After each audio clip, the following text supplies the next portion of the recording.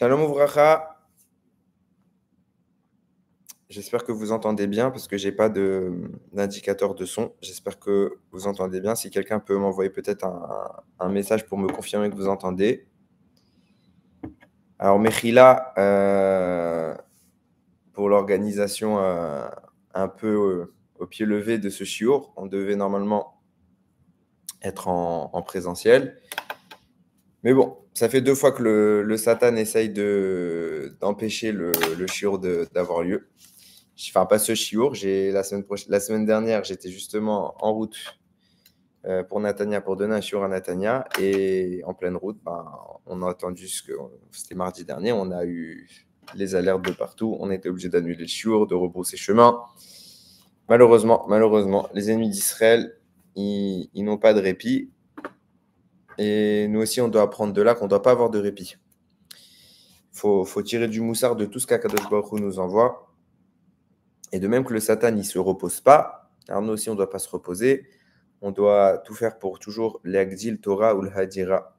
Alors voilà, on va parler un petit peu de Yom Kippour, parce qu'il n'y a pas de paracha cette semaine. Enfin, il y aura la paracha qu'on lira le jour de Yom Kippour, mais il n'y a pas de Shabbat indépendant. Il y a la fête de Kippour, je précise. Ce shiur est Leiloui Nishmat, Meir ben Rachel, Daniel Hanoun ben Chana ve Yehuda, pour la Refoua Shelma de Shmuel ben Eliaou, du Rav Eliaou ben Fradji, Chana Rosa bat Esther, Naomi Simcha bat Rachel, Keren bat Myriam, Zivou Gagund Betar de Jenny bat Étoile, et évidemment qu'on a aujourd'hui une pensée particulière pour tous ceux qui sont tombés, assassinés dans la barbarie qu'on a connue, et pour tous les soldats qui sont aujourd'hui en train de se battre pour nous, et également pour tous les Khatoufim qui sont encore aux prises de l'ennemi, qu'Hachem il les libère.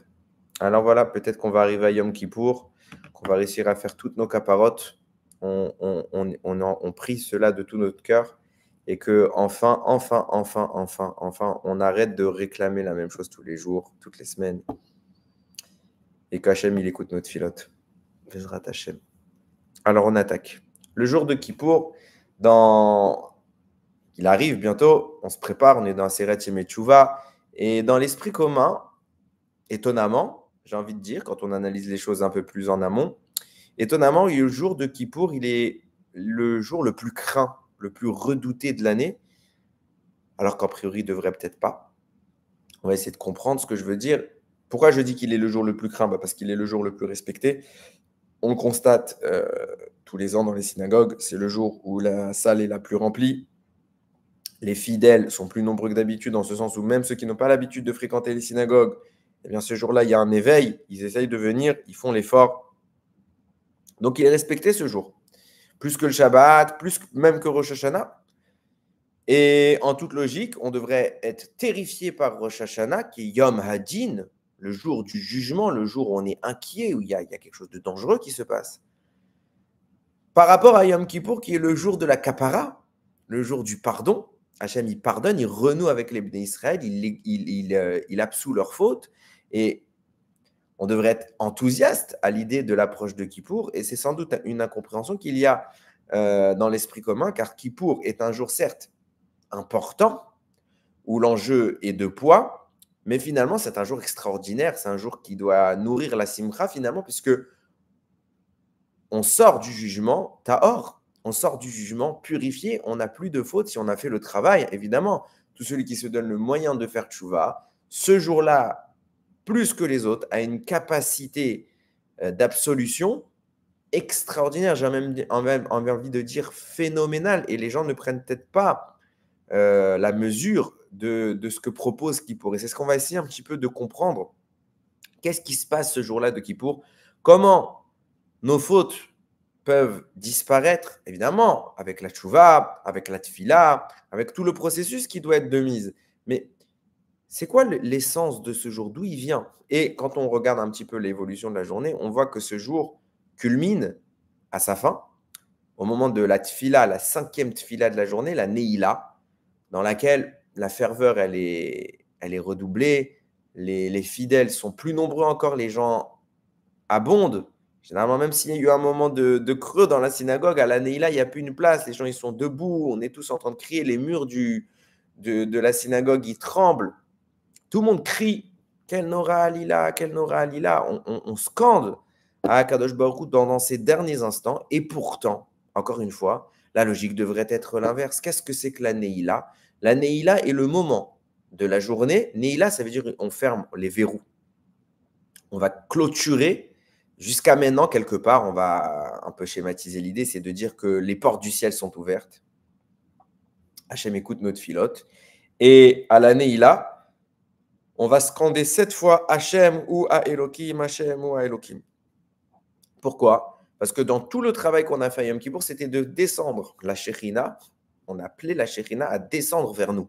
Et donc, les 7 sphères, les 7 cieux qui nous séparent d'en haut sont effacés. La Shekhinah descend et elle est très présente. Et au moment où on dit Hachem ou à Elohim, au moment de la Neila, elle remonte. Puis elle remonte d'un cieux, puis du 2, puis de 3, jusqu'à 7, au point où elle retourne dans le ciel. Et quelque part, finalement, puisque la Neila vient connoter le départ de la Shekhinah, j'aurais plutôt tendance à penser que c'est finalement le moment le moins intense de Kippour. Les autres instants où la Shekhinah est, on ne va pas dire physiquement, mais est présente et palpable, alors c'est intense. Dieu est là, on peut le ressentir, il est à nos côtés. Mais là, la Neila, c'est le moment où Hachem s'en va. Alors pourquoi on fait de la Neila le moment le plus important, alors qu'en logique, on devrait penser la Neila comme étant le moment du au revoir. Et le au revoir, ce n'est pas le moment le plus joyeux. On va essayer un petit peu de réfléchir à cette ambiguïté et on va essayer de comprendre les choses plus en avant. Le premier personnage de l'histoire à avoir connu la notion du pardon, qui a fait une faute et qui a été pardonné en ce sens où Hachem lui a laissé du répit, on le sait tous, c'est Adam Arishon. Adam Arishon a fait la faute qu'il a fait, qu'on connaît, et Shabbat est intervenu. Normalement, Hachem lui avait dit, si tu manges du fruit de l'arbre, tu mourras.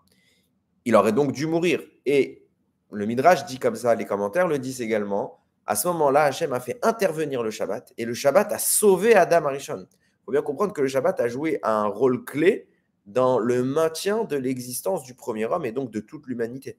Ça veut dire que le premier Shabbat de l'histoire s'inscrit comme étant un jour de tchouva, de kapara, de pardon. Adam faute à Rosh Hashanah, le jour de sa création. Et le premier Shabbat, des fois on l'appelle Shabbat Tchouva, parce que c'est le Shabbat qui suit Rosh Hashanah. Mais bien plus que cela, ce Shabbat-là, il a eu la capacité de réparer un peu à l'image de Yom Kippour qui lui aussi répare. Et quand on se rend compte de cette idée, on devine bien qu'il y a un lien, ne serait-ce que par le nom que je vais évoquer maintenant, il y a un lien qui unit Shabbat et Yom Kippour. Lequel? C'est que les deux sont appelés Shabbat. Kippour est même appelé Shabbat, Shabbaton. Le Shabbat du Shabbat. Ce qui veut dire que Kippour s'inscrit hiérarchiquement, en apparence du moins, il s'inscrit hiérarchiquement au-dessus du Shabbat. On a le Shabbat standard et on a le Shabbat du Shabbat. Shabbat, Shabbaton. Donc Kippour surplombe, entre guillemets, le Shabbat traditionnel. Ça, c'est la manière qu'on a de voir généralement le jour de Yom Kippour. Seulement, c'est compliqué à admettre cette idée-là, pour la simple et bonne raison que le Shabbat lui-même est appelé Shabbat, Shabbaton. Je vous lis le passouk très connu. Sheshet yamim yaseh melacha. Pendant 6 jours, tout travaux pourra être fait. Uvayom hashevi'i, et le 7e jour, donc le Shabbat normal, Shabbat Shabbaton. Il est appelé Shabbat Shabbaton. Kodesh l'Hachem, il est sanctifié pour Hachem. Donc on voit que Kippour n'est pas le seul à posséder ce surnom de Shabbat Shabbaton, puisque Shabbat lui-même s'appelle Shabbat Shabbaton, le Shabbat du Shabbat. Alors, je peux entrevoir l'idée qu'il y ait une journée, un moment précis, qui surplombe le Shabbat. On va simplement hiérarchiser les choses. Il y a le Shabbat et au-dessus, il y a Yom Kippour. On pourrait comprendre les choses de cette manière. Parce que le Kippour serait le Shabbat qui trône au sommet du Shabbat normal, de tous les Shabbats de l'année. Mais que Shabbat soit lui-même Shabbat Shabbaton, ça n'a pas de sens. Le Shabbat serait le sommet du Shabbat. Donc ça voudrait dire qu'il y a un Shabbat grand et un Shabbat petit. Mais tout ça, c'est Shabbat. Donc comment lui-même pourrait être la partie supérieure de sa propre partie inférieure? Ça n'a pas de sens, on l'aura tous compris. Donc on voit que les deux éléments que sont Shabbat et Yom Kippour disposent d'un substantif, d'un nom qu'on appelle Shabbat, Shabbaton. On va devoir définir ce que cela signifie. Mais on voit tout de suite qu'il y a un lien entre les deux. Le Shabbat et Yom Kippour, on voit que la première intervention des deux journées a eu pour vertu d'être une kapara. Le premier Shabbat de l'histoire a pardonné l'homme. Première fois qu'on entendra parler de Kippour, c'est au moment de la faute du veau d'or. Et là, Kadosh Baruch Hu dira Salarti, j'ai pardonné, puisque c'était Yom Kippour. Donc les deux fois, les deux premières interventions des deux dates, Yom Kippour et Shabbat, ont eu pour rôle le pardon. Et donc, il y a un lien très intime qui vient relier les deux. Maintenant, si on les mettait sur le même plan d'égalité, on aurait un problème parce qu'on voit que les lois de Yom Kippour ne sont pas les lois de Shabbat. Toutes les lois de Shabbat sont incluses dans Yom Kippour à une près. C'est même, je dirais, c'est l'inverse qui est de mise, à savoir qu'il est une règle extrêmement importante, le Shabbat, dont l'application de Kippour est l'antithèse. C'est quoi? Le oneg. À Shabbat, on a la mitzvah de se délecter. Le délice dont on parle, il est évidemment pas uniquement, mais il est également corporel. On mange bien, on s'habille bien, on est en famille, il y a de la simcha. Donc, il y a la notion du oneg physique. Pas que physique, évidemment, mais également physique. Tandis que Kippour s'inscrit dans l'antithèse du oneg Shabbat, en ce sens où Kippour vient interdire toute forme de oneg. À Kippour, il est interdit de manger et de boire. À Kippour, on ne peut pas mettre des chaussures en cuir. Il est interdit de se laver. Il est interdit de mettre des huiles sur notre corps pour parfumer un petit peu. Et il est également interdit de s'unir conjugalement. Donc, tous les plaisirs du corps sont interdits. La notion du oneg n'a pas sa place à Kippour, là où Shabbat prône le oneg. Donc, on a finalement un socle commun entre Shabbat normal et toutes les règles interdites, qui sont également présentes à Yom Kippour. On ne peut pas allumer un feu, on ne peut pas porter, on ne peut pas trier, etc. Tous les interdits de Shabbat sont présents à Kippour. Seulement, la mitzvah positive du Shabbat, qui est celle du oneg, du profit, est également interdite à Yom Kippour. Et donc, 5 interdits se greffent à Kippour pour se mettre frontalement opposés au plaisir corporel qui est évoqué le Shabbat. Étonnamment également, la journée de Kippour dispose d'un nombre de prières qui est unique dans l'année, puisque Kippour, on prie 5 fois. On a 5 tfilot, on a Arvit, Shacharit, Moussaf, Mincha, Neila. 5 tfilot dans la journée de Kippour, là où la semaine n'en propose que 3, et le Shabbat en propose 4. Alors,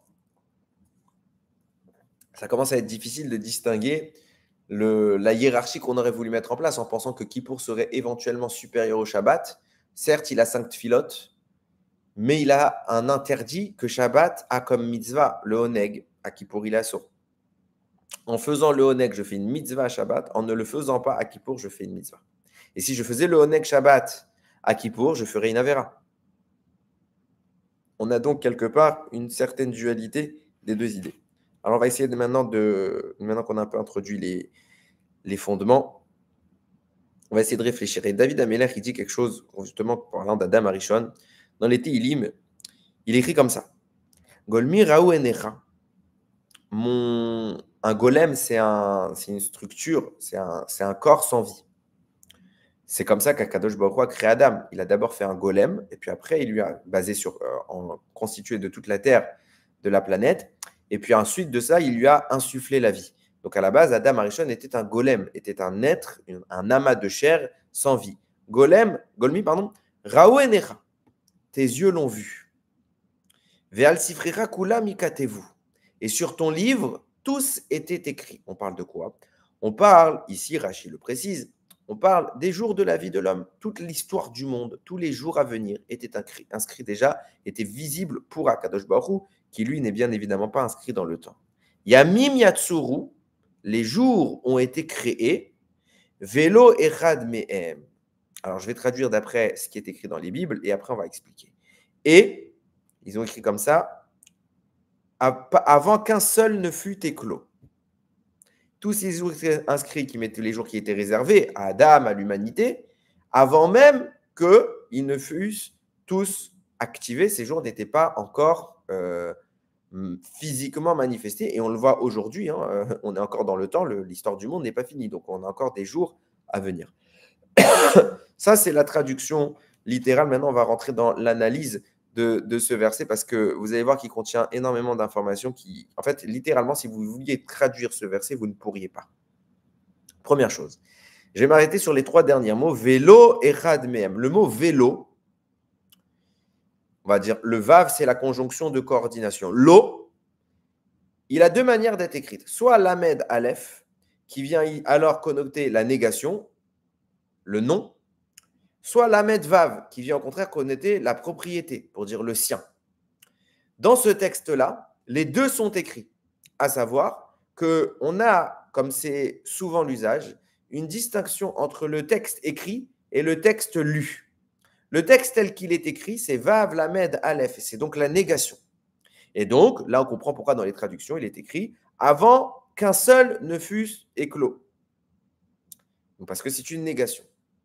Mais, dans tous les textes de Tehillim, vous trouverez qu'entre parenthèses, ce mot-là, vélo, la négation, il est entre parenthèses. Tandis qu'à côté, il est écrit vélo avec un vav. Vav, lamed, vav, pour dire à lui.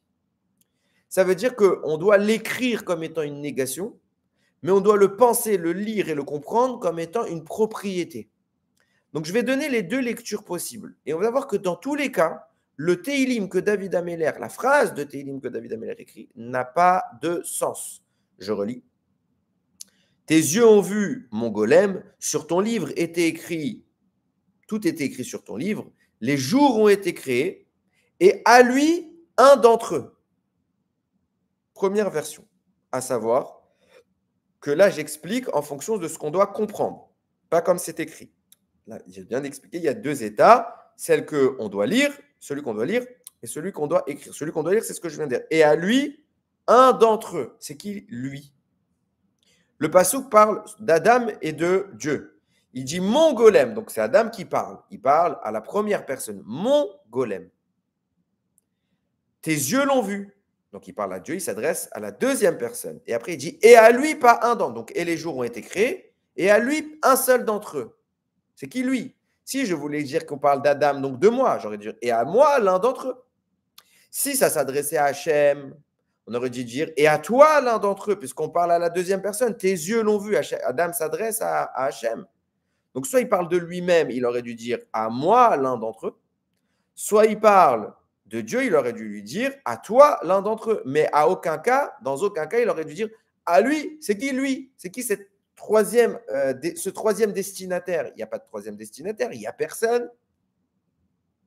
Plus que cela, on dit qu'il a créé des jours, que tous les jours ont été créés, et à lui, c'est ce personnage qu'on n'arrive pas à désigner, est destiné l'un d'entre eux. C'est lequel ce jour qui est destiné à celui dont on ignore l'identité? Quel jour on parle? Ce n'est pas écrit. Donc si vous lisez ce passouk d'après la manière dont il doit être comprise, à savoir avec un vav, le vélo vav, lamed, vav, à dire à lui, ça n'a pas de sens. Maintenant, si vous le lisez d'après la manière dont il est écrit, alors tout à l'heure, et comme bien souvent, j'ai lu la traduction de la Bible qui est une traduction contextualisée, parce que vous allez voir qu'il y a un problème et qu'on ne peut pas comprendre le texte autrement que ce que les Bibles, les traductions sont obligées de rajouter des mots, parce que sinon ça n'a pas de sens. Je relis, tu as mon golem, tu l'as vu, tout est écrit sur ton livre, les jours ont été créés et pas un seul ne fut éclos. Mais ce n'est pas ce qui est écrit, il n'y a pas écrit éclos dans le texte, il y a écrit vélo echad mehem, et pas un seul d'entre eux. Il y en a un qui ne fait pas partie du lot, à savoir tous, ils ont été créés, sauf un qui n'a pas été créé. Alors bien évidemment, la Bible n'invente rien dans ce cas-là. Elle a contextualisé pour donner une base concrète à la compréhension de chacun qui la lirait. Plus que cela, finalement, elle n'a fait que citer les propos de Rashi. C'est comme ça que Rashi explique le texte. Donc, ce n'est pas inventé. Mais Rashi lui-même, s'il en est venu à expliquer le texte de cette manière, alors que le mot n'est pas écrit, c'est bien qu'il y avait un problème. Et le problème, c'est quoi? C'est que le texte ne veut rien dire. Et pas un. Tu as créé les jours ont été créés et pas un d'entre eux. Ils ont été créés, mais il y en a un qui n'a pas été créé. lequel n'a pas été créé. Encore une fois, qu'on lise d'une manière, à savoir dans la manière écrite, ou qu'on lise d'après la manière qu'on devrait comprendre, ça n'a pas de sens. Ce que David Ameller écrit ici est un texte tellement obscur qu'il ne peut pas être traduit. Donc on est obligé d'arriver à une traduction qui est contextuelle. Alors maintenant, on va essayer de comprendre. Qu'est-ce qu'il vient ici nous écrire? C'est quoi cette notion? Rachi commence à dire, quel jour n'a pas été créé? Ou plus précisément, Mechila, d'après la première version qui disait, et à lui, l'un d'entre eux, le jour dont on parle, d'après Rachi, et c'est le Midrash, il dit qu'il s'agit d'un jour qu'Adam Arishon a choisi. Alors déjà, pourquoi il a écrit à lui? Mais bon, passons. Adam Arishon a choisi un jour. Lequel? Deux avis. Premier avis, il dit le jour qu'Adam Arishon a choisi, c'est le Shabbat. Il a choisi pour lui le Shabbat. Shabbat Kodesh. Deuxième avis, le jour qu'il a choisi, c'est Yom Kippour. Donc, soit il a choisi Shabbat, soit il a choisi Yom Kippour. Alors, bien évidemment, on a compris depuis tout à l'heure qu'il y a une corrélation importante entre les deux. Et on va partir de ce postulat pour commencer à analyser, pour bien comprendre ce qu'est Kippour, puisque Kippour est appelé Shabbat, Shabbaton. Commençons par comprendre ce qu'est le Shabbat. D'après le premier avis que je viens de citer, Rashi explique que le jour qui aurait été choisi n'est autre que Shabbat Kodesh, le 7e jour de la semaine. Et dans ce cas-là, on va prendre la version écrite du texte et pas la version qu'on doit comprendre du texte. J'ai bien dit qu'il y avait une version telle qu'elle est écrite qui était une négation et une version telle qu'on doit la lire qui était une affirmation de propriété. Donc là, je précise vélo et non Echan Mehem, un d'entre eux. Il y en a un d'entre eux, à savoir le Shabbat. Il n'a pas été créé. Il y a Mim Yatsuru. Les jours ont été créés, mais un d'entre eux n'a pas été créé. Premier avis, quel jour n'a pas été créé? Le Shabbat. Comment ça, le Shabbat n'a pas été créé? On en parle dans Bereshit. De quoi tu me parles? Réponse. Le Hachir HaKadosh, il dit quelque chose d'extraordinaire. Et encore une fois, c'est extrêmement important de prendre le temps de lire la Torah et d'extraire l'information et ne pas faire l'inverse, à savoir penser à avoir une information et essayer de l'incorporer au texte de la Torah. Je m'explique. Exemple tout simple. Cette semaine, non, c'était la semaine dernière, Mechila, on étudiait avec ma Chavruta un texte compliqué du Bet Yosef, on était en pleine réflexion, plein débat, etc. On avait compris ce que voulait dire le Bet Yosef. Le Bet Yosef, pour ceux qui l'ignorent, c'est le texte qui précède le Shulchan Aruch. C'est grâce à ce texte-là qu'on comprend les décisions du Rabbi Yosef Karo dans le Shulchan Aruch. C'est quelque chose où Rabbi Yosef Karo a débattu, enfin, a détaillé de long en large toutes les réflexions possibles de la halakha pour conclure la halakha. Et quand on était en pleine réflexion, on était en train on lisait à un moment la conclusion du texte et on pensait avoir compris, donc on dit, ouais, voilà, c'est ce qu'il dit. Mais quand on lisait bien dans les mots, on ne comprenait pas exactement ce que nous avions compris du texte. Et en conclusion, à un moment, on dit, bon, bah, c'est bon, on a compris, c'est ça qu'il veut dire. Alors moi, je m'arrête subitement et je dis, non, on ne peut pas faire comme ça. Pourquoi? Parce que peut-être que nous, on a compris et qu'on essaye de rentrer notre compréhension dans le texte. Et c'est tout ce que la Torah ne veut pas. C'est tout ce qu'Hachem n'attend pas de nous. On doit au contraire forger notre compréhension au travers de ce qui est écrit. Ça veut dire on doit prendre l'écrit, comprendre ce qu'il dit, et de là, on doit incorporer ça dans notre esprit. Et pas avoir de notre esprit une idée préreçue pour l'incorporer dans le texte. Donc, si je vous dis quelque chose de tout simple, en combien de temps Dieu a créé le monde? Vous allez me dire en 6 jours. Et vous allez me dire que chaque jour, Dieu a créé, et le 7e jour, c'est le jour où Dieu se serait reposé. Pourtant, pourquoi vous me dites ça? Parce qu'il y a écrit que Dieu a créé le monde en 6 jours. Pourtant, le verset qui est tout le temps utilisé pour dire que Dieu a créé le monde en 6 jours, ben, ce n'est pas ce qu'il dit. Béni ou ven béni Israël, c'est ce qu'on dit tous les Shabbats matin. Entre moi et les béni Israël, ce sera un hot. Hot hi leolam, c'est un signe éternel le Shabbat. Quoi? Qu'en 6 jours, Dieu a créé le ciel et la terre. Au Vayom HaShevi, et le 7e jour, Shabbat Vayin Nafash. Alors l'œuvre était terminée et il y a eu le repos dans le monde. Donc là, vous allez me dire, bah voilà, qu'est-ce qu'il me veut? Il y a écrit clairement que Dieu a créé le monde en 6 jours. Eh bien non, ce n'est pas du tout ce qui est écrit. Il y a écrit littéralement, car, ki shechet yamim. Si vous traduisez littéralement cette phrase, ça veut dire car 6 jours. Asa Hachem, Hachem a fait. Et Hashamaim vet haaretz, le ciel et la terre. Car 6 jours, Hachem a fait le ciel et la terre. Ah bah, quelle est la différence? Il n'y a pas écrit en 6 jours, Hachem a fait le ciel et la terre. Il y a écrit car 6 jours, Hachem a fait le ciel et la terre. Comme le dit le Alshir, et ce n'est pas mon analyse, c'est la sienne, il dit si on voulait dire que Dieu a fait le monde en 6 jours, il aurait fallu écrire qui béchéchet yamim, car en 6 jours, avec un bête en plus, Dieu a fait le ciel et la terre. Il n'y a pas écrit ça dans la Torah. Et pourquoi nous on comprend ça? C'est parce que dans notre esprit, on voit qu'il y a eu jour 1, jour 2, jour 3, jour 4, jour 5, jour 6. Donc il y a eu 6 jours. Donc Dieu, il a fait le monde en 6 jours. Mais ce n'est pas ce qui est écrit. Il est écrit 6 jours, Dieu a fait. Il a fait quoi? 6 jours. Les 6 jours en tant que temps, TEMPS, en tant que temporalité, sont une création à part entière, puisque Dieu n'est pas dans le temps et que le temps n'apparaît qu'à partir de la matière, eh bien, le temps est une création. Donc Dieu a créé un temps. Ce temps, c'est 6 jours. C'est vrai qu'il dit pas car en 6 jours. Car Dieu a créé 6 jours. Et c'est pour ça que le mot Asa Hachem, Dieu a fait, il peut être aussi bien corrélé à ce qui le précède, qui chez Yamim, car 6 jours, Dieu a fait. Mais il peut également être lu en corrélation avec la suite du texte, le ciel et la terre. Les deux sont vrais. Et pourquoi Hachem a formulé cela de cette manière avec une certaine ambiguïté, puisqu'il aurait très bien pu le dire clairement, Dieu a créé 6 jours. Non, il a écrit car 6 jours, Dieu a créé le ciel et la terre, et pas en 6 jours, Dieu a créé le ciel et la terre, pour nous insinuer une profondeur supplémentaire du texte. A priori, en première lecture, on parlera de 6 jours, puisque Dieu parle de 6 jours dans Bereshit. Donc, il y a bien eu 6 jours créateurs. Seulement, ce que la Torah essaye de nous évoquer de façon discrète et timide, car il s'agit ici d'une notion plus compliquée, plus profonde de lecture de la Torah, il s'agit d'expliquer ici que Dieu a mis en place 6 forces créatrices, qui sont 6 jours de la semaine. Pas en 6 jours. Les jours ne sont pas venus et Dieu les a traversés au travers d'une création. Absolument pas. Dieu a créé le temps et Dieu a donc créé 6 jours. C'est une création, Bifne Atzma, en tant que telle, indépendante.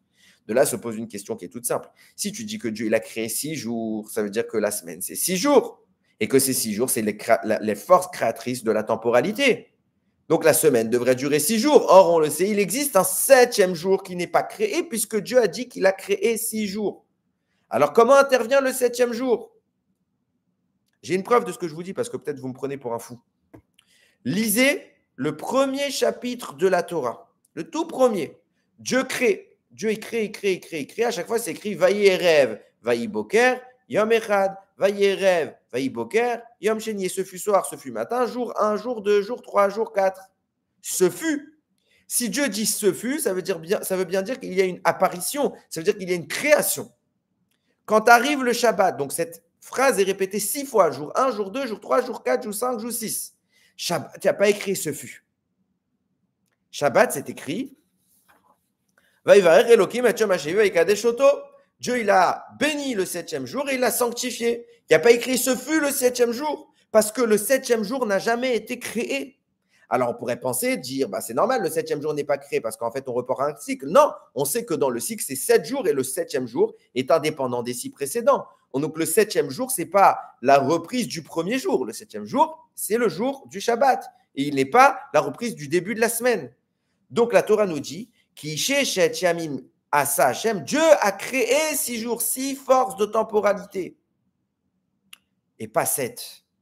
Car le 7e jour n'a pas été créé. Et d'où on voit que le 7e jour n'a pas été créé? Parce qu'il nous dit, Yatsuru, David Amelach, il écrit dans les Teilim, Yatsuru, Yamim Yatsuru, les jours ont été créés tous, les 6 jours de la semaine.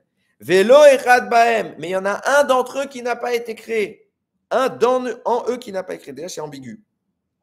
Lequel jour n'a pas été créé, nous a dit Rashi? C'est le jour qu'Adam Arishon a choisi pour lui, du moins d'après une des deux versions, on apportera la deuxième. Ce jour, c'est Yom HaShabbat. Le Shabbat n'a pas été créé. Alors d'où il vient?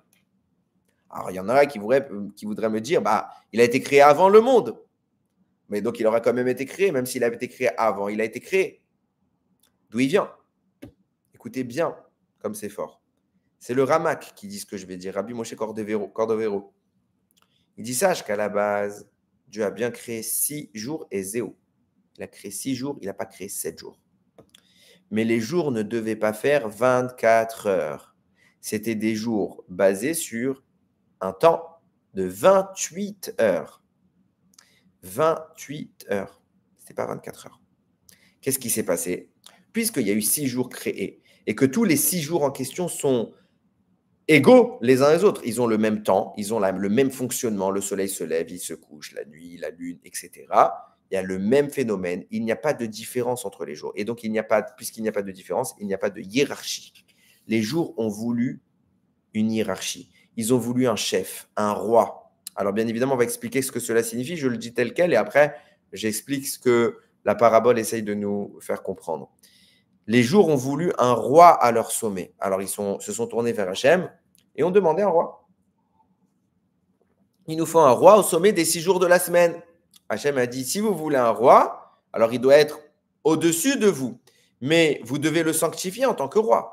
Vous ne pouvez pas prendre quelque chose qui n'existait pas et l'inventer. Donc, vous devez le sanctifier. Comment on va créer un jour qui serait le roi des jours? Eh bien, vous allez tous prélever une partie de votre existence, une partie de vous, pour la transférer à ce jour-là. Vous allez donc passer 4 heures de votre vie, 4 heures de votre temps. De 28 heures, vous allez être restreint à 24 heures.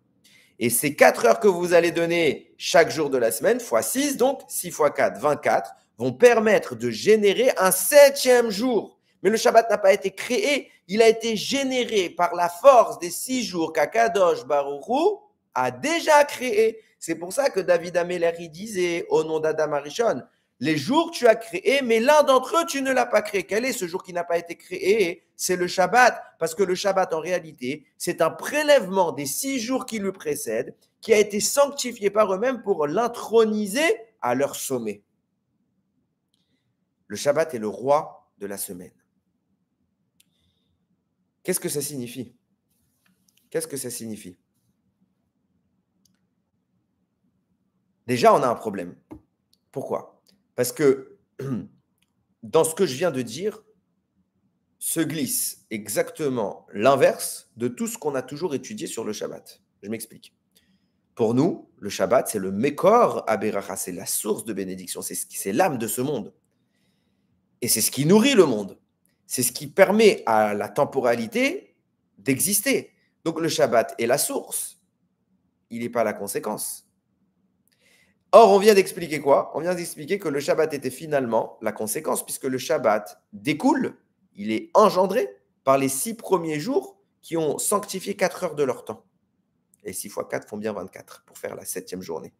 Mais finalement, le Shabbat est donc une conséquence, alors que nous, on conçoit le Shabbat comme étant la source qui engendre et pas qui est l'élément qui est engendré. Donc, comment comprendre ça? Premier point. Et deuxième point, c'est quoi cette histoire des jours qui auraient une pensée? Ils vont avoir un débat, ils vont avoir une idée, ils vont avoir une innovation, ils vont aller voir Dieu, ils vont lui dire, s'il te plaît, fais-nous un roi. Et Dieu va leur prélever une partie de leur existence. C'est des belles histoires, mais de quoi on parle? Qu'est-ce que Chachamim, ils veulent nous expliquer par cette manière de voir les choses? Écoutez bien parce que c'est merveilleux. Dieu est à l'œuvre dans toute dimension, sous-couche de la réalité. Dieu est à l'œuvre. Et puisque Dieu est à l'œuvre, il n'y a rien qui échappe à sa volonté, surtout quand on est au moment de la Briat Haolam, le moment le plus délicat où tout était mis en place. C'est comme Chas v'Shalom, un enfant, un fœtus qui aurait un petit détail au niveau embryonnaire, au niveau de sa cellule œuf, au niveau de son ADN, un petit détail qui ne serait pas parfait. Alors, on connaît les suites. Quand il y a une déformation génétique, c'est quelque chose de catastrophique. On ne peut plus rien faire. Toutes les cellules sont atteintes. L'enfant ne peut plus changer. Et bien, c'est exactement pareil lors de la genèse, la création du monde. Hachem, il est méticuleux, il prévoit chaque détail. Et donc, si ça se passe de cette manière, c'est bien pour signifier que dans cet état de fait, se glisse la volonté d'Hachem, à savoir que les 6 jours qui vont, quelque part, exister sans que le Shabbat ne soit manifesté, il n'y aurait que 6 jours. Dieu a fait une bria, une création basée sur 6 jours. Et c'est tout ce qu'il a fait. Et que de même, les 6 jours vont, entre guillemets, réclamer un 7e jour qui serait leur roi. Qu'est-ce que ça signifie? Ben, c'est simple. Lisez ce que la Torah décrit sur les 6 jours. Pendant les 6 jours, qu'est-ce qu'Hachem a créé? Il a créé notre réalité tangible, notre réalité physique, notre réalité matérielle. Et qu'est-ce qu'Akadosh Baruch Hu veut de ce monde? C'est que la spiritualité, l'aspect surnaturel domine la dimension matérielle. Donc, au moment où la création va émerger au travers d'une réalité physique, il faut que dans cette réalité, il y ait une domination spirituelle. C'est pourquoi Dieu va insuffler dans la base créatrice de ces 6 jours le besoin d'incorporer une source extérieure spirituelle. À l'intérieur des 6 jours se cache la spiritualité en question, mais elle est confondue avec la matérialité qui est de mise pendant les 6 jours de la création. Les 6 jours de la création sont un mélange, un amalgame de spirituel et de matériel. Et puisque c'est un amalgame, alors les deux entités, spirituelles et matérielles, sont mises au même niveau d'équilibre. Ils sont équilibrés totalement égales. Or, ce n'est pas ce qu'Hachem veut. Hachem, il veut que la matière soit dominée par le spirituel. Mais cela ne doit pas venir de Dieu, sinon il n'y a pas d'œuvre de l'homme. Il faut que la matière accepte cette soumission-là. C'est pour ça qu'Akadosh Baruch Hu va, en premier jet, créer uniquement 6 jours dans lesquels il va mélanger l'essence spirituelle avec l'essence matérielle. Seulement, il attendra des 6 jours, à savoir de la réalité physique et tangible, matérielle, de réclamer d'elle-même d'être supplantée, dominée, régie par le spirituel. C'est pour ça que les 6 jours en question vont eux-mêmes voir Hachem et lui demander « Fais-nous un roi ». Et pour cela, Hachem va dire « Si vous voulez un roi, il faut qu'une partie de vous le crée, le sanctifie, le consacre. Ce roi, c'est une partie de vous. Et il va être au sommet de vous. C'est quelle partie de vous? Cet équilibre qu'il y avait entre le spirituel et le matériel, on va le séparer. On va laisser le matériel dans les 6 jours. Et le spirituel va être hissé au sommet. À ce moment-là, le Shabbat est né, mais il est également la source. Pourquoi? Parce que, comme on l'a dit, l'objectif d'Akadosh Baruch Hu, le Shabbat, cette source spirituelle était incorporée, mélangée avec la matérialité, donc elle est née en même temps que la matérialité. Et on a extrait cette source. Et l'objectif était d'extraire cette source. Ça veut dire que la priorité avait été donnée dès le début à la dimension spirituelle. Et le Shabbat qui est né, qui est une extraction, qui s'est détaché des 6 autres jours, n'a pas été créé parce qu'il a été créé en même temps que les 6 autres jours. Il n'est pas un 7e jour qui est apparu, qui est une création en tant que telle, mais il est l'extraction du contenu spirituel des 6 premiers jours. Et en ce sens, il est leur âme, il est leur source qui les génère, mais il est également leur produit. Parce qu'il fallait que la matière réclame la supériorité du spirituel. Maintenant, on va commencer, maintenant qu'on a tout cela à l'esprit, on va pouvoir reprendre le verset que j'ai dit du Teilim, qui n'avait pas de sens. On disait quoi? Yamim yatsuru, je relis depuis le début, Mechila. Golmi, Raou Enecha ve'al sifricha kula mikatevu. Mon golem, cette masse de chair informe, tes yeux l'ont vu, tout est écrit dans ton livre. Yamim yatsuru, des jours ont été créés, vélo et la négation, et pas un d'entre eux n'a pas été créé, c'est le Shabbat. Mais on avait dit que le mot vélo devait également être compris comme vélo avec un vav, et pour lui, l'un d'entre eux. C'est qui lui? On avait dit que ça ne pouvait pas être Adam, puisque Adam, il parle à la première personne, donc il aurait dû dire pour moi. Ça ne peut pas non plus être Hachem, parce qu'on parle d'Hachem à la deuxième personne dans ce verset, alors on aurait dû dire pour toi. C'est qui pour lui? Nous dit le Malbim, et je vous promets, si ce n'est pas le Malbim, j'avais du mal à comprendre ce verset. Le Malbim, il écrit, c'est pour le golem. Pour lui, ce jour a été créé alors qu'il n'existait pas avant. Il faut comprendre les deux lectures, la négation et la possession. Pour lui, car il n'existait pas avant. C'est qui lui? C'est pas Adam. C'est Adam avant qu'une âme lui soit insufflée. C'est Adam dans son existence primaire qui n'est faite que de matière, ce golem, sans vie, sans âme, sans trace divine. Cette matière exacerbée réclame un jour. Elle réclame des 6 autres jours la création d'un jour, qui serait le produit des 6 premiers. C'est quoi ce jour? C'est le moment où on va séparer le spirituel du matériel, le Shabbat dans sa dimension divine. La matière poursuit sa requête auprès d'Akadosh Baruch Hu et lui demande aussi bien les 6 jours de la semaine qui sont l'incarnation, la mise en place de la matière, vont réclamer un roi qui va être spirituel, c'est le Shabbat. Mais l'homme qui va être l'acteur de cette matière, l'homme qui va être celui qui va travailler cette matière, avant même d'exister sa propre matière, ce golem qui est le sien, réclame une dimension spirituelle devant trôner à son sommet.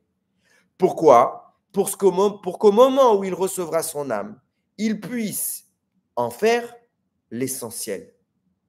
Le corps lui-même a accepté, a validé le besoin d'une âme comme étant la reine qui maîtrisera le corps. De là, de la manière dont je viens de définir les choses, qu'est-ce que le Shabbat?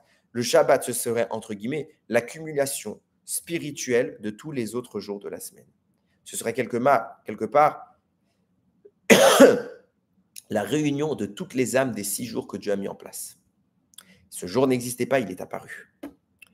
Alors, s'il est que l'expression spirituelle détachée du matériel, alors il y a quand même une incompréhension.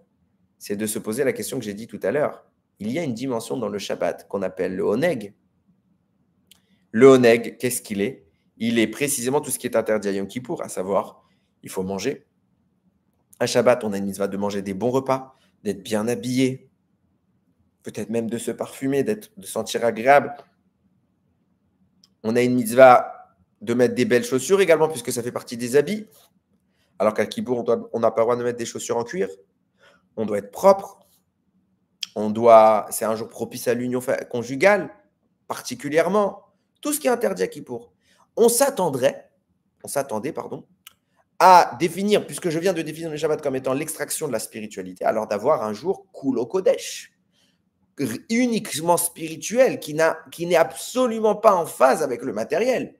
Et pourtant, on a une mitzvah centrale qui est celle du Oneg, qui vient nous ramener dans la matière. Alors que le Shabbat n'aurait pas dû être cela, ne devrait pas être cela, à moins qu'on se trompe. Et c'est précisément ce qu'il écrit Rabbeinu Tzadok HaKohen. Il dit, sache qu'en effet, le Shabbat tel que Dieu l'a prévu à Bereshit, il était Kulo Lachem, uniquement sanctifié pour Akadosh Baruch Hu. Et dans cette dimension, il n'y avait pas de place pour la matérialité. C'est seulement au travers de la faute d'Adam que la matière a pris une place dans ce Shabbat. C'est pour cela que nous devons manger, avoir une existence physique, parce qu'on a bridé par la faute d'Adam Arishon le potentiel exclusivement spirituel du Shabbat. Le Shabbat, tel que Dieu l'a prévu, n'a jamais été manifesté dans ce monde. Pourquoi? Parce qu'avant même que le Shabbat n'intervienne à l'époque d'Adam, il a fauté. Et la matière s'est immiscée, elle s'est intégrée, incorporée pour faire quelque part, pour parasiter l'expression du Shabbat et le maintenir dans une sphère physique, alors qu'il aurait dû être exclusivement dans une dimension spirituelle. Le Shabbat que nous connaissons n'est pas le Shabbat qu'Hachem a prévu. Pourtant, analysons le Shabbat qu'Hachem a prévu. D'après ce qu'on vient de dire, s'il n'y avait pas eu la faute, alors ce Shabbat n'aurait été que dans une dimension spirituelle, qui est dépourvue de matériel. Et donc, c'est pourquoi aujourd'hui on mange, pourquoi on est aujourd'hui bloqué dans le physique, c'est parce qu'il y a eu la faute qui a créé cette réalité physique. Très bien. Donc ça veut dire que dans le Shabbat idéal, sans faute, on n'aurait pas dû manger à l'époque d'Adam Arishon. Si Adam n'avait pas fauté, alors il n'aurait rien eu à manger, puisqu'il aurait été une simple neshama, une simple âme qui est dépourvue d'un corps qui vient lui imposer des limites. Pourtant, on voit tout l'inverse, puisque le Midrash nous dit que Hachem a critiqué Adam Arishon de n'avoir pas attendu pour manger le fruit de l'arbre de la connaissance du bien et du mal. Il va lui dire, tes enfants attendront 3 ans avant de consommer un fruit quand l'arbre vient d'être planté. On a l'interdiction de la orla. La orla, c'est le moment où l'arbre est planté. On doit attendre 3 ans avant de pouvoir commencer à consommer ses fruits. Et au bout de la 4e, on peut les consommer normalement, alors que la 3e année, de la 3e à la 4e, il faut se rendre à Yerushalayim, mais de la 4e après à la suite, on peut les consommer normalement. Adam n'a pas tenu 1 heure, n'a pas tenu ses 3, il aurait dû attendre 3 heures, il a foiré. Les Bnei Israël attendront 3 ans avant de manger un fruit. Et Adam, Hachem le reproche, toi, tu n'as même pas été capable d'attendre 1 heure. De là, écrit le Siftei Kohen, c'est pour ça qu'on va attendre nous plus tard la Orla. Mais ça signifie bien que s'il avait eu à attendre, il était arrivé à se dominer et qu'il avait attendu le temps requis de 3 heures, qu'est-ce qu'Hachem lui reproche? Tu as mangé trop tôt. Donc ça veut dire qu'il y avait 1 heure pour manger. Dans 3 heures. Et dans 3 heures, c'était quoi? C'était Shabbat. Donc si Adam devait manger à Shabbat, ça veut bien dire que depuis le début, le Shabbat inclut la consommation, la nutrition. Alors on vient d'expliquer que normalement, dans une hypothèse utopique où Adam n'a pas fauté, nous n'aurions dû n'avoir qu'une expression spirituelle du Shabbat dans laquelle seule notre âme s'exprime au détriment du corps. Alors pourquoi on lui reproche, t'aurais dû attendre, t'aurais mangé, ça aurait été bon? Réponse. Mais en réalité, la réponse est dans la question. L'arbre de la connaissance du bien et du mal aurait dû être consommé pendant Shabbat. Pourquoi? Parce que le Shabbat, qu'est-ce qu'il est? C'est ce que j'explique depuis tout à l'heure. Le Shabbat, c'est le moment où le corps se sépare de l'âme. L'âme va évoluer de façon quelque part dévoilée. La spiritualité est de mise et le Shabbat déshabille la matière pour n'en exprimer que sa source, son mécor. Donc, l'arbre de la connaissance du bien et du mal est un élément qui comporte le mal, qui vient quelque part entourer le bien, le mal est quelque part la couche extérieure du bien, la couche physique. Qu'est-ce qu'aurait proposé le Shabbat? Il aurait proposé d'élever le monde et de séparer le physique du matériel. Et donc, dans ce cas-là, l'arbre n'aurait plus été l'arbre de la connaissance du bien et du mal, il serait devenu uniquement l'arbre de la connaissance du bien, à savoir un fruit dépourvu de sa matière. Et la consommation qu'Adam Arishon aurait eu à consommer, à manger, n'aurait donc pas été une consommation physique, une nutrition matérielle, mais ça aurait été une nutrition de l'âme, puisqu'il aurait été dépourvu de son corps. Comprenons de là que dans son entité première, le Shabbat vient nourrir la Neshama, vient à travailler sur la Neshama, vient exprimer le spirituel et se détache du matériel, totalement même dans la nutrition. Maintenant, le Shabbat est fait de matière aujourd'hui à cause de la faute. Et il est extrêmement difficile de se détacher de cet aspect matériel. Le Shabbat, on va bien manger. Qui va bien manger dire j'en profite pas? C'est extrêmement compliqué. Quasiment impossible. Peut-être l'élite de l'élite. C'est extrêmement complexe. Et regardez comment la chose va se mettre en place. Quand Adam faute, alors ça le prive finalement de cet état du Shabbat tel qu'il aurait dû être. À savoir un Shabbat où seule la dimension rouchanite, spirituelle, est de mise et le corps est refoulé au plus loin. Donc, Adam aurait dû connaître une consommation non matérielle. Très bien. Pourtant, on a un midrash connu, je ne sais pas si vous le connaissez, mais il est assez connu généralement, qui raconte que Hachem, quand il a béni le Shabbat, le midrash pose la question, quand on est tout à l'heure, Dieu a béni le 7e jour. Le midrash dit, pourquoi tu as béni le 7e jour et pas les autres jours? Qu'est-ce qu'il a de plus? Réponse, c'est que tous les autres jours, ils étaient déjà en union. À savoir, ils ont tous été créés par binôme. Le premier jour avec le deuxième, le troisième avec le quatrième avec le cinquième. Et le seul qui était seul, c'était Shabbat. Le Shabbat s'est retrouvé seul. Alors pour compenser cette solitude, Hachem l'a béni. Et il lui a fait quoi? Vaïkadesh Oto. Il l'a sanctifié. C'est intéressant. Regardez la suite du texte. Rabbi Shimon Bar Yochai vient et il dit, à ce moment-là, le Shabbat s'est plaint auprès d'Hachem. À chacun, tu as fait un conjoint. Et à moi, tu ne m'as pas fait de conjoint. Hachem lui a dit, t'inquiète pas. Israël sera ton conjoint.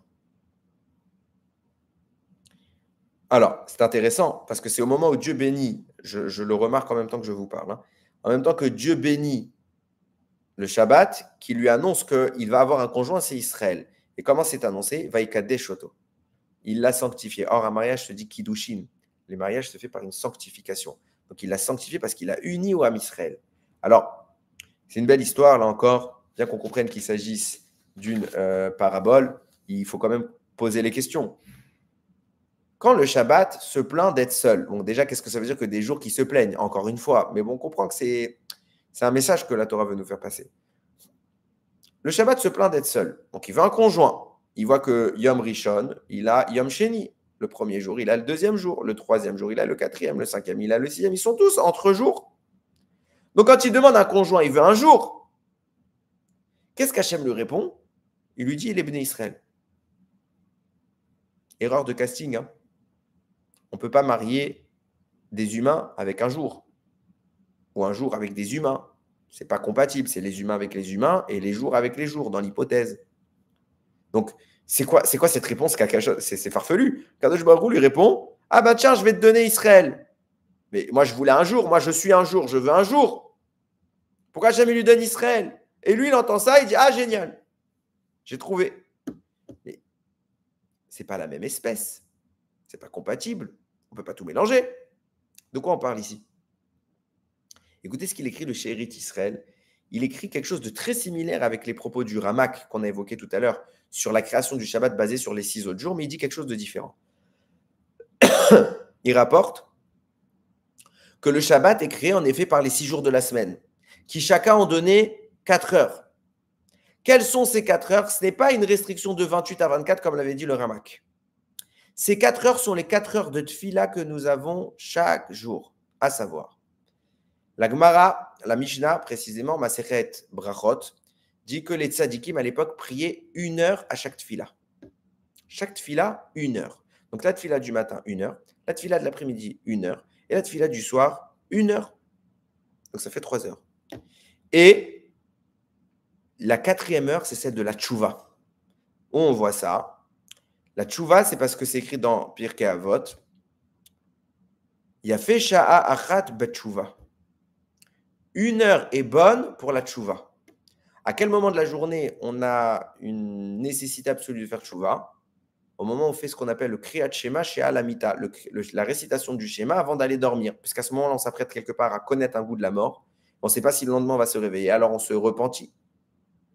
Et comment le Pirkei Avot parle de ce moment-là? Il a fait sha'a. C'est bien 1 heure de repentir. Elle est belle, l'heure de repentir. Ça voudrait dire que si on était tous des tzadikim comme il faut, comme les tzadikim d'avant, alors on prierait pendant 1 heure chaque tefila pour faire 3 heures, shacharit, mincha, arvit. Plus l'heure de kriyat shema chez Alamita dans lequel on prendrait le temps de scruter, de regarder nos défauts. Ça ferait une 4e heure. Par jour, nous avons le potentiel, nous avons normalement le besoin de prier pendant 4 heures. Et cette fila de 4 heures-là s'unit de jour en jour. Le dimanche, le lundi, mardi, mercredi, jeudi, vendredi. Ça fait 6 jours. Au terme de ces 6 jours, le cumul des 4 heures crée 6 x 4, 24, crée 24 heures qui ont été sanctifiées. Cette sanctification des 24 heures par la prière génère le Shabbat. Alors, on a 2 textes qui, a priori, sont contradictoires et on va voir qu'ils ne sont pas contradictoires. À savoir qu'on vient d'expliquer ici qu'au nom du Ramak, comment est né le Shabbat? Parce que le jour devait faire 28 heures, il a fait finalement que 24 heures. Hachem a pris 4 heures de chaque journée pour faire toute la création du Shabbat. Pareillement, ici, on vient d'expliquer tout l'inverse. Enfin, pas exactement l'inverse, mais c'est dans les 24 heures et pas dans 28 qui se sont restreintes à 24. Dans les 24 heures, Hachem prélève 4 heures de prière pour générer le Shabbat. Alors, c'est celui-là ou celui-là? Réponse, c'est les deux. C'est les deux. À savoir que la faute d'Adam Arishon, normalement, le Shabbat aurait dû être un grand Shabbat. Un Shabbat de spiritualité totale dans lequel la matière n'a pas sa place. Mais la faute d'Adam Arishon a parasité ce Shabbat, contaminé ce Shabbat par la matérialité. Et donc, le Shabbat que nous connaissons aujourd'hui est un Shabbat restreint qui a perdu une moitié de ce qu'il était. Une entité distincte, ça veut dire la dimension totalement spirituelle. Aujourd'hui, il est moitié-moitié. Donc, il a perdu la moitié de matière, a pris la place d'une moitié de spirituel, qui aurait dû faire une moitié spirituelle pour un total spirituel. Là, on a quoi? Une moitié spirituelle corrélée à une moitié matérielle. La matérialité a pris la place de la spiritualité. Donc, il manque une moitié, il manque l'autre partie du Shabbat. On parle bien d'une épouse ou d'un époux comme étant la moitié de son conjoint. Ce que le Shabbat est venu réclamer à Kadosh Baruch Hu, ce n'est pas le Shabbat d'origine qui lui était Kulo Kodesh, exclusivement Kodesh. C'est le Shabbat restreint, limité par la faute. Il dit Ribono Shel Olam. Chacun a son conjoint, chacun a les 2 faces de la même pièce. Mais moi, je n'ai qu'une face. Rends-moi ma 2e face, rends-moi mon conjoint, rends-moi la dimension spirituelle. Et Akadosh Baruch Hu lui dit, mais c'est pas moi qui te l'ai enlevé. Qui est responsable de cela? C'est l'humain. Alors ce sera à l'humain de te la rendre. C'est pour ça qu'Hachem lui répond pour consoler le Shabbat d'avoir été seul. Ton épouse, c'est le Shabbat, c'est les Béné Israël, pas les Béné Israël en tant que quantité physique. C'est les Béné Israël qui vont te la rendre. Comment? En vivant dans la matérialité ce qu'ils auraient dû vivre dans le Shabbat. Comme on l'a dit tout à l'heure, le Shabbat est le moment précis, initialement, celui où on n'aurait pas fauté. Et le moment où on n'aurait pas eu besoin de la matérialité. On aurait eu à nourrir notre Neshama directement sans que ce soit le corps qui lui fournisse cette énergie-là. On a inversé les rôles. La hiérarchie s'est inversée. C'est le corps qui nourrit, alors que ce aurait dû être la Neshama qui nourrit. Qu'est-ce qu'on fait 4 heures par jour quand on est des tzadikim, comme on devrait le faire? On se consacre à la parole. Parler avec Dieu. Tfila. On se consacre à notre âme. À ce moment-là précis, le corps n'est plus de mise. Et de même que nous avons imposé au Shabbat un corps, une matière, un oneg, alors la tfila est ce moment où nous imposons à notre corps une dimension exclusivement physique et spirituelle.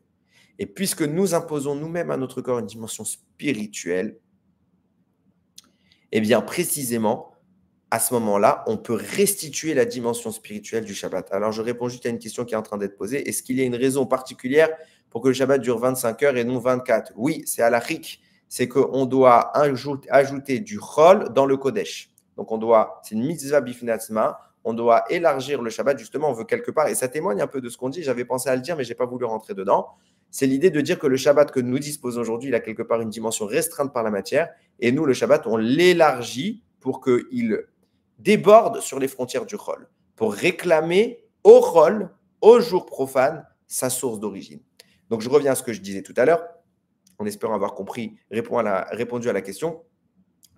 Je reviens à ce que le Shabbat réclame sa deuxième moitié.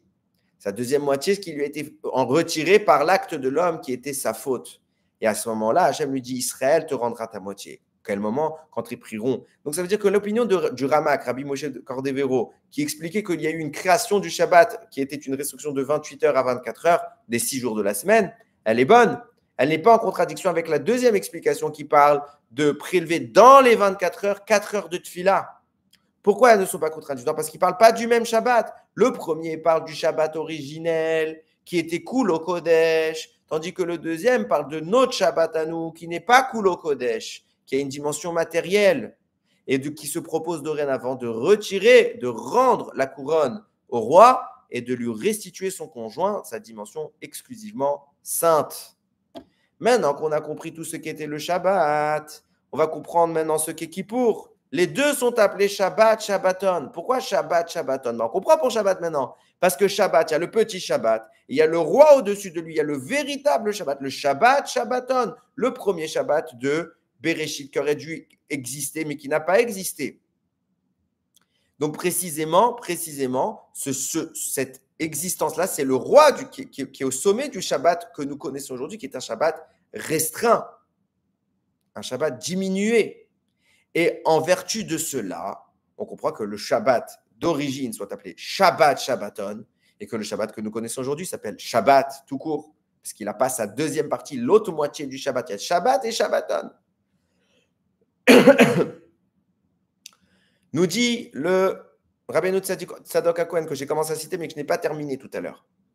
Pourquoi Rashi, tout à l'heure, et en fait c'est un Tana d'Eveliaou Rabbah qui le dit, pourquoi Rashi disait que le choix d'Adam Arishon, de ce golem, de cette matière d'Adam, s'était porté sur le Shabbat, d'après un premier avis, et d'après un deuxième avis, c'est porté sur Yom Kippour. Il dit parce qu'en réalité, c'est la même chose, Shabbat et Yom Kippour. Quand est-ce que Shabbat et Yom Kippour sont identiques? Quand on définit le Shabbat comme il aurait dû être, à savoir un jour où il n'y a pas de matérialité, et à ce titre, comme à Kippour, il n'y aurait pas eu besoin de manger physiquement, il y aurait eu besoin de nourrir notre être qu'au travers de son âme, et pas au travers du corps, car le Shabbat aurait proposé le retrait du corps au profit de l'expression de l'âme. Et dès lors, il aurait été Shabbat, Shabbaton, de même que Kippour et Shabbat, Shabbaton. Et à Kippour, précisément, on ne mange pas, on n'a pas de plaisir physique. Ah, pourquoi alors Kippour existe-t-il? Justement parce qu'il est tellement difficile de supprimer la matérialité du Shabbat, ce Oneg Shabbat qui est une mitzvah. Normalement, on doit bien évidemment manger, mais sans profiter de cela, sans que notre corps profite de ça. Seule notre âme doit profiter de ça, à l'image du repas qu'aurait dû être celui d'Adam Arishon. Seulement, la faute a empêché cela. Donc, Kippour vient quelque part en aide, en soutien, et vient exprimer ce qu'est le Shabbat originel, le Shabbat Shabbaton. Comment? En nous interdisant les choses qui sont recommandées le Shabbat, que nous n'arrivons pas à faire. Le Shabbat, nous devons vivre le oneg, le profit du corps, sans que le corps ne profite. Nous n'y arrivons pas. Alors que fait Kippour? Il nous interdit le profit du corps et il nous cadre de gré ou de force, que nous ayons le niveau ou non, il nous cadre dans le Shabbat Shabbaton, le Shabbat originel. C'est pour ça qu'à Kippour se greffent 5 interdits supplémentaires qui sont le retrait des plaisirs du corps. Et en lieu et place de ces 5 interdits se placent 5 tfilotes. 5 fois, on va prier. Pourquoi? Parce qu'on propose de nourrir notre âme par la tfila et non plus le corps. La parole, la voix, c'est ce qui va nourrir notre existence le jour de Yom Kippour. La tfila. C'est tellement vrai parce que maintenant, il faut revenir à notre question d'origine pour conclure le shiur. La question d'origine, c'était qu'est-ce que la Neila? Pourquoi la Neila, le moment où Akadosh Baruch se retire et qu'il ferme les portes du ciel, c'est le moment le plus saint de toute la journée de Yom Kippour, alors que quand le roi s'en va, alors on ne disposons que de reste, ce n'est pas le moment le plus saint, alors qu'il était là, il était avec nous jusqu'à maintenant. Maintenant, il se retire, alors on ne devrait pas vivre ce moment comme l'étant le plus intense spirituellement. Bien au contraire, c'est un retrait, c'est une perte spirituelle. Pourquoi la Neila est le moment le plus intense qui soit de Yom Kippour? Réponse. Pour la simple et bonne raison que le mot Neila, il a la même racine que le mot Naral, une chaussure, qui est interdite à Yom Kippour, mais pour une raison plus profonde que ce que nous croyons. Au moment où Akadosh Baruch Hu va s'adresser à Moshe la première fois sur le buisson, il va lui dire, Vayomer, Al tikra valom, il ne t'approche pas d'ici. Shal na'alecha me'al raglecha, retire tes chaussures de tes pieds. Kiamakom asherata omed alav admat kodeshu, parce que l'endroit où tu te tiens, c'est une terre sainte. Pourquoi Hachem demande à Moshe de retirer ses chaussures? C'est à quel moment la chaussure devrait être l'impureté? Même si c'est une terre sainte, pourquoi la chaussure, ce serait l'impureté? Aucun problème avec la chaussure, c'est un habit comme un autre. Pourquoi ce serait ici l'impureté?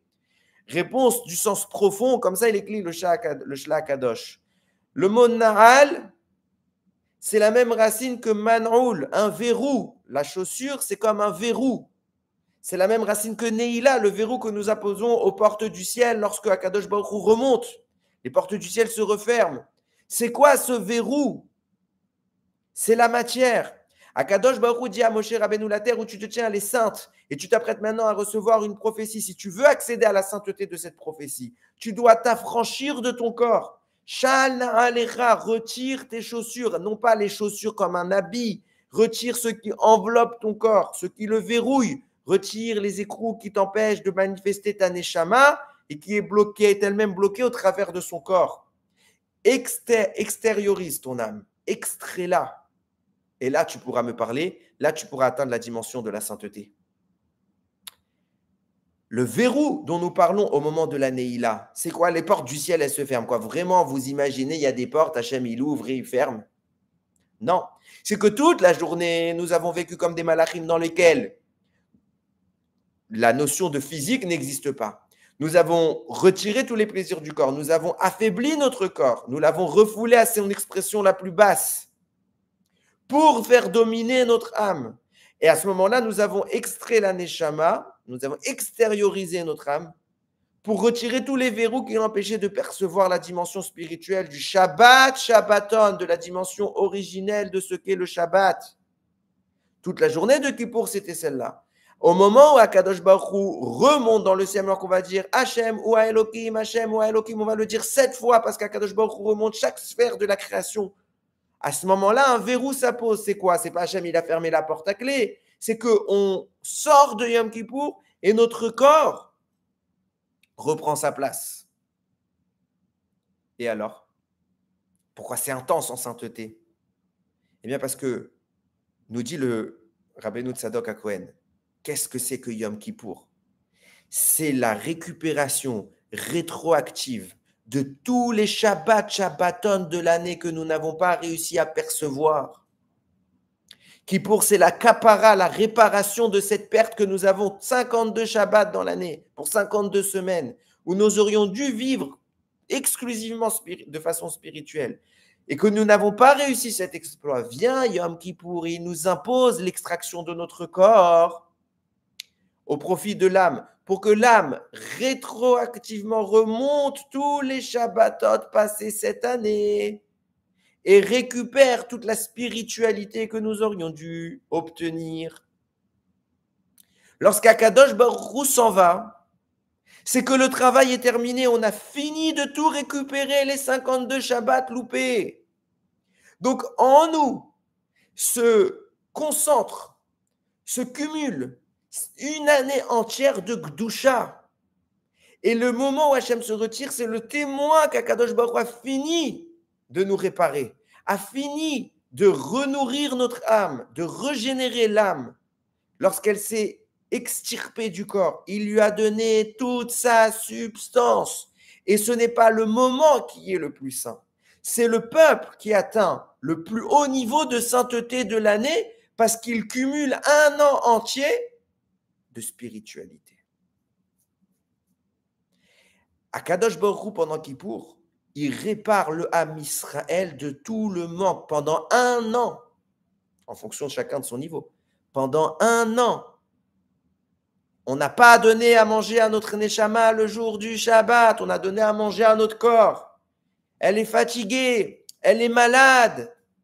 Arrive Yom Kippour et on dit à notre corps, t'arrêtes de manger, tais-toi, maintenant c'est que mon âme que je nourris. Et à ce moment précis, la Neshama prend le temps de récupérer tous les Shabbats de l'année dont elle n'a pas profité.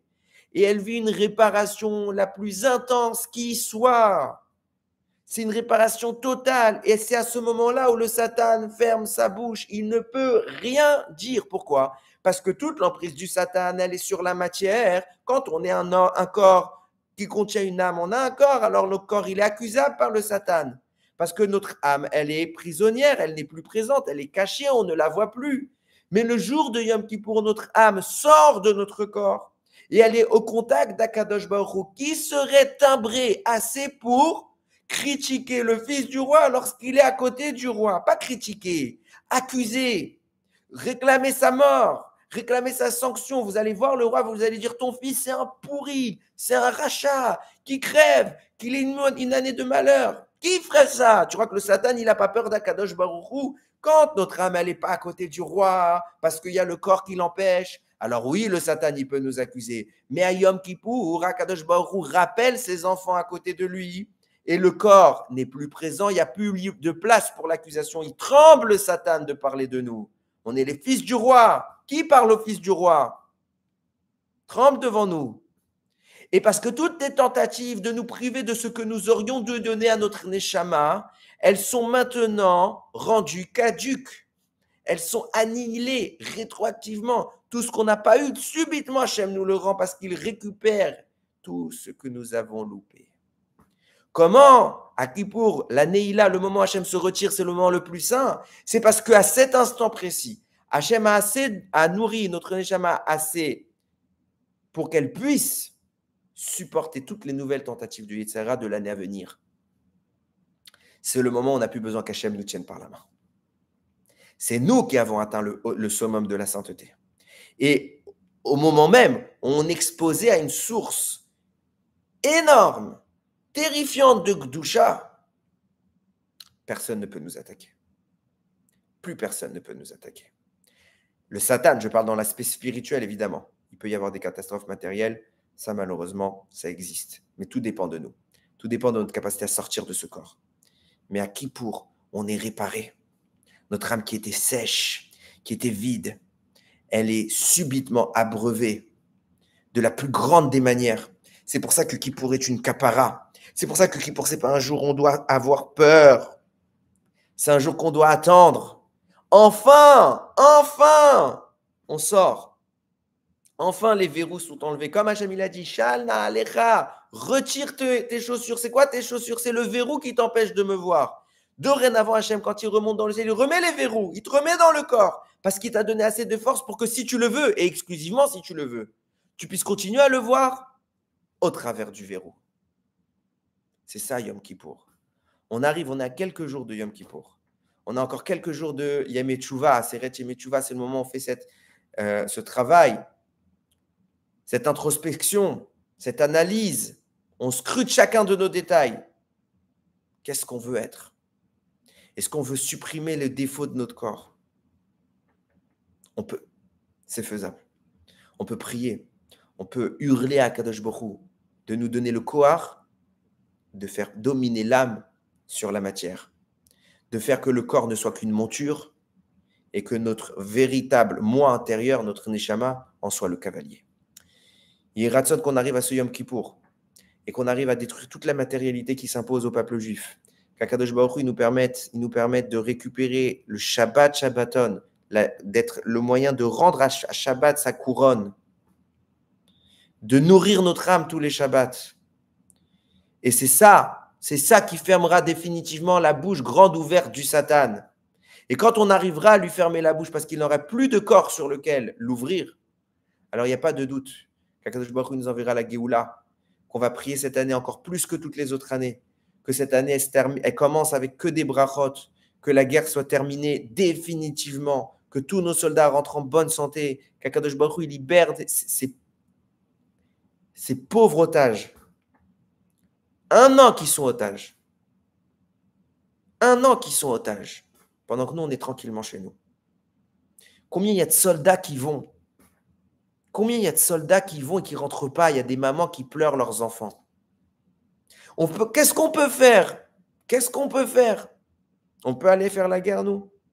Moi, je ne peux pas. Moi, je vous dis, comme je le dis tout le temps, si moi je vais à l'armée, c'est plus dangereux pour Tsahal que pour les ennemis. Alors, qu'est-ce qu'on peut faire? Nous, on porte une kippa sur la tête. On doit passer un message au monde. Notre guerre physique ne sera gagnée que quand notre guerre spirituelle sera menée. Quand on arrivera à Kippour, c'est à ça qu'on doit penser, à faire une milchama anotiet serara. Et lorsqu'on l'aura mis à terre, alors tous ces représentants physiques seront mis à terre. Nos soldats rentreront en bonne santé, accompagnés des otages. Les ennemis seront détruits. La paix s'installera. Mashiach, il arrivera. On y croit, on espère, on n'en peut plus. On en pleure d'envie. Il raconte que ce Yom Kippour soit le dernier que nous ayons à célébrer en tant que réparation de tous les Shabbats qu'on a loupés. Et que dorénavant, on n'ait même plus besoin de Yom Kippour. Tous les Shabbatot seront des Shabbats, Shabbaton. On pourra nourrir notre Neshama, faire grandir le nom d'Akadosh Baruch Hu. N'hésitez pas à prier ce Yom Kippour pour vous, pour vos familles. Qu'Akadosh Baruch Hu donne la bracha à chacun. Que ceux qui n'ont pas encore de conjoint, de zivoug, ils trouvent un zivoug. Que ceux qui n'ont pas d'enfants, ils aient des enfants. Que ceux qui sont malades, ils guérissent. Que ceux qui ont des problèmes de shalom bayit, ils aient le shalom à la maison. Que ceux qui ont des problèmes dans l'argent, Hachem, il leur donne la parnassa. Et enfin, et surtout, et j'ai bien dit tous les petits détails, parce que ça, c'est les petits détails. Le grand détail, que enfin, le règne du mal soit détruit, qu'Akadosh Baruch Hu soit l'unique roi qui détruise tous nos ennemis, qui nous ramène tous les enfants d'Israël sains et saufs à la maison, et qu'ils viennent nous reconstruire son Beth Amikdash, Bimera, Beyamenu, Baruch, Adonai Leolam, Amen, Ve Amen, Chachima Tova, Tisku Leshanim, Rabot, Neimot, Vetovot.